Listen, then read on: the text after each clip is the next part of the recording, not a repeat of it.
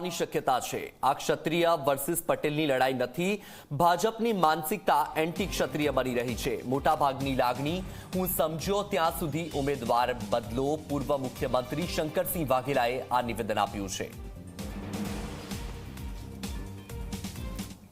અને એમાં જ્યારે મારા સમાજની બહેનો જે મુદ્દો લઈને નીકળી છે એના ઉપર એફઆઈઆર કરવી, પોલીસે એરેસ્ટ કરવાની કોશિશ કરવી, સરકારે દાજા ઉપર ડામ નહીં દેવો જોઈએ।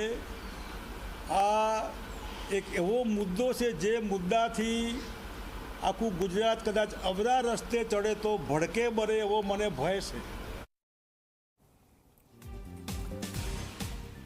તો પરસોત્તમ રૂપાલાએ જે નિવેદન આપ્યું હતું અને ત્યારબાદ જે વિવાદ છેડાયો છે, ત્યારબાદ હવે પૂર્વ મુખ્યમંત્રી શંકરસિંહ વાઘેલા પણ મેદાનમાં આવ્યા છે અને ક્ષત્રિય સમાજને તેમણે સમર્થન આપ્યું છે। તેમણે કહ્યું કે આ ક્ષત્રિય વર્સિસ પટેલની લડાઈ નથી।